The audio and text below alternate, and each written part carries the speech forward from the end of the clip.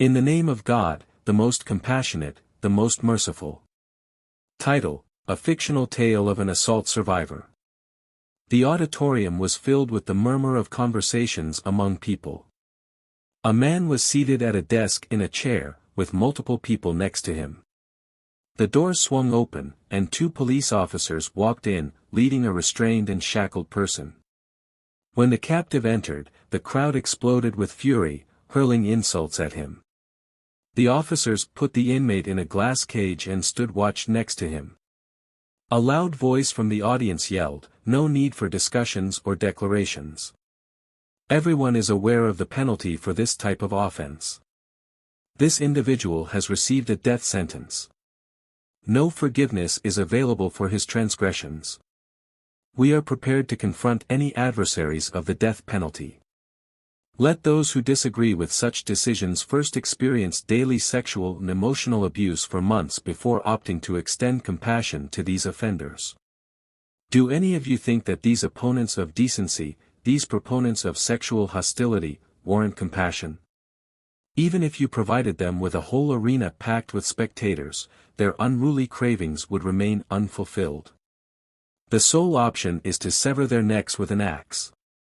He went on, "No country, whether governed as a republic or a monarchy, should rule with compassion for aggressors and neglect the punishment of these individuals. Such crimes should never become a regular occurrence. Public opinion must recognize that whether a daughter, mother, sister, or even brother is a virgin or non-virgin, if they are assaulted, justice requires the assailant's family to endure equivalent suffering." The judge, sitting composedly, interrupted, "Keep quiet. This is a legal court, not a stage for radical opinions. Any disturbance in court sessions will lead to expulsion."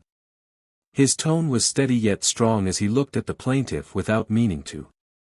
The victim's quaking eyes locked with the perpetrator's icy stare, making her body tremble involuntarily. The audience, witnessing her anguish, became agitated, insisting that the offender be treated similarly prior to his execution. "Quiet," ordered the judge. "Allow the plaintiff to describe what happened." The victim, with the help of a sign language interpreter, came to the desk and started her story. "I was employed at a factory from dawn until my shift concluded and then went back home in the factory's vehicle. One evening, following a long shift, I dozed off on my bed. Upon waking, I discovered that my hands and feet were bound to the metal bed frame. Struggling just hurt my wrists. As I was attempting to understand what had occurred, someone walked into the room. He didn't don a mask, and his expression revealed no apprehension about being recognized. I identified him as the factory driver, who understood that I had lost my family in an accident and that I was unable to speak. He switched on the television and watched adult material. Next, he rested his face on my legs, inhaling the scent of my socks. His spit moistened them as he started using sign language to convey, "You will survive as long as I take pleasure in tormenting you. Once I drift away, I'll dismiss you. Even if you manage to flee, nobody will trust you because you're foolish.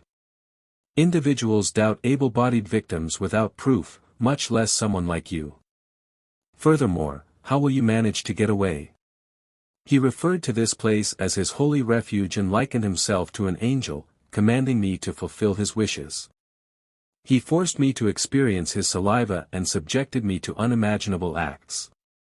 The corrosion on his blade mirrored his threat as he jeered, "I remain ever watchful.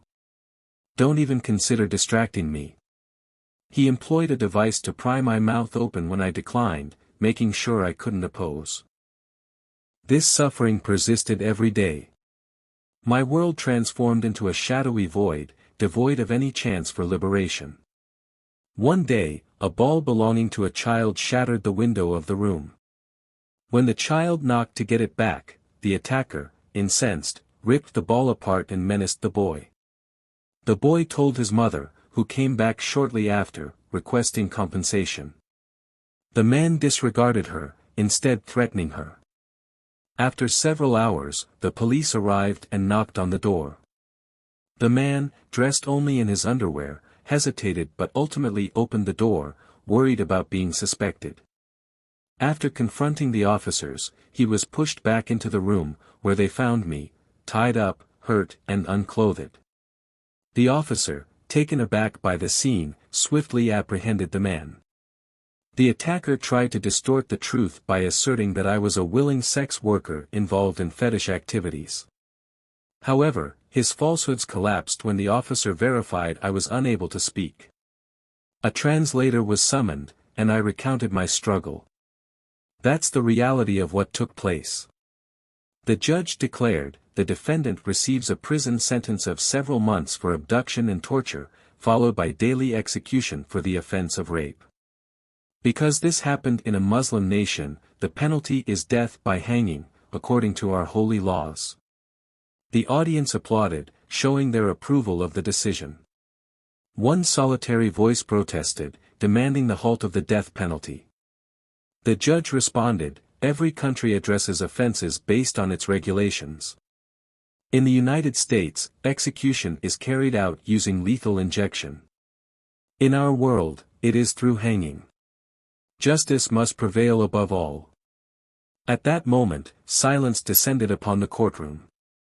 The inmate was sent back to prison to wait for his execution after completing his term for kidnapping, abuse, and torment. Like and subscribe if you would like.